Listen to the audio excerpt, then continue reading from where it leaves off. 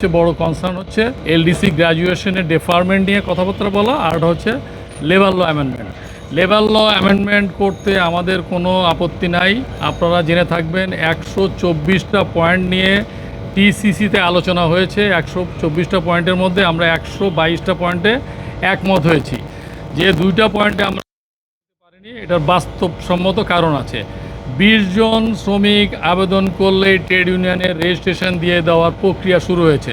এই মুহূর্তে যেটা আছে শতকরা 20 জন।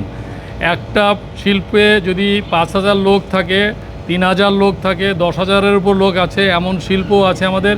সেখানে মাত্র যদি 20 জনের ট্রেড ইউনিয়নের রেজিস্ট্রেশন দিয়ে দেওয়া হয় এবং একটা শিল্পে সর্বোচ্চ 5টা রেজিস্ট্রেশন দিয়ে দেওয়া হয়, তাহলে শিল্প টিকবে না। এটা আমাদের একেবারে রুট লেভেলের বাস্তবসম্মত অভিজ্ঞতা।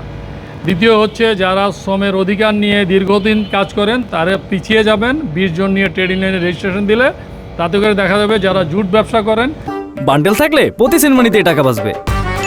বিকাশ সেনমানি বান্ডেল কিনে জিতুন প্রতি লেনদেনে। যাদের ইল মোটিভ আছে, বাড়িওয়ালা, যেখানে 20 জন 50 জন শ্রমিক ওখানে রাত্রে বসবাস করেন, তারা ট্রেড ইউনিয়নের রেজিস্ট্রেশন নিয়ে নেবে এবং রাতারাতি ব্যাঙের ছাতার মতো হাজার হাজার রেজিস্ট্রেশন, ট্রেড ইউনিয়নের রেজিস্ট্রেশন পেয়ে যাবে। তো এটা আমাদের বিগেস্ট কনসার্ন। আমরা সম্মানিত মহাসচিব, উনি ইউএনজিএতে যাচ্ছেন, ওখানে চিফ অ্যাডভাইজার যাচ্ছেন। এখানে যেহেতু উনি কথা বলার সুযোগ পাবেন, ওনার মাধ্যমে আমরা এই বার্তাটা মাননীয় প্রধান উপদেষ্টার কাছে পৌঁছানোর চেষ্টা করছি। এলডিসি গ্র্যাজুয়েশন আমরা পোস্টপোন করতে চাই না, আমরা ডেফারমেন্ট চাই। সেটাও বলেছি, নির্দিষ্ট মাত্র 3 বছরের জন্য, এবং 3 বছর ডেফারমেন্ট এই জন্য লাগবে, আমরা এখনও প্রস্তুত না।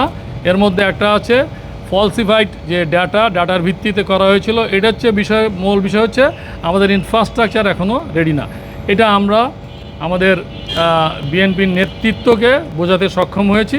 আশা করি ওনারা বর্তমান সরকারকে এটা বোঝাতে সক্ষম হবে।